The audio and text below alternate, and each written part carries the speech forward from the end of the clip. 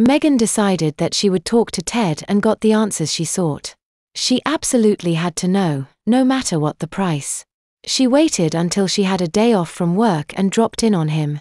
To her surprise, he treated her coolly and with only minimal affection. They really had grown apart. "Is this important?" he asked. "Because I'm going to see Anna later, Anne." "Well then," Megan said, grinning sardonically. "I'd hate to keep you from your precious Anna." Though she meant no harm in it, she watched Ted's face become clouded with disdain.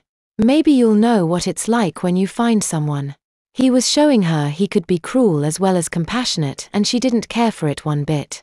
She had planned on finding a considerate way to tell him, but his current attitude prompted her into coming right out with it. "Maybe I have," Megan answered him. "Yeah?" he asked with concealed interest. "Your friend Ron." She watched him grimace and felt guilt that she was taking such pleasure at his discomfort. "Is it serious?" Megan shrugged and tousled her hair. "I dunno. Things might be headed that way. My friend and my former girlfriend," he lamented. "This is just great. You know, when he said he had a good time with you, I thought that all you were doing was hanging out. I didn't think it would lead to this.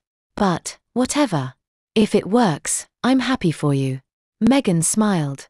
Even when Ted was being a jerk, he still found a way to be nice. "Look, Ted," she began, trying to find a way to put into words what happened without overstating the case. "There's a bit of a problem."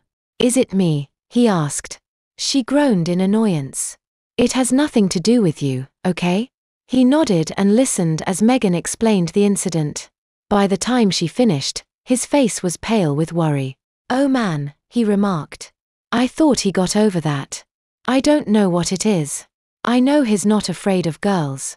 He's not bipolar, is he?" Ted shook his head. "So then what happened? What about this incident?" He looked her dead in the eye, his piercing gaze hard with determination. It was the same look she saw when he was informed about Deanna's attack on her. She hoped to never see it again. "If I tell you this," he cautioned. "You can't tell anyone." Megan chuckled. "Who am I gonna tell? I don't know most of your friends." "I'm serious, Meg." "Fine. Very well, Theodore, you have my word." She knew he hated being called Theodore. Ted cleared his throat and began. "There was this party for the soccer team. It was right after we did so well in the state tourney.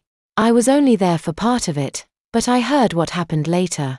If I had known what was going on, I would have stayed and put an end to it." "I'm sorry, Ted." Megan told him sincerely. "But can you please cut the drama?" He nodded. A couple of the guys decided to hire a stripper.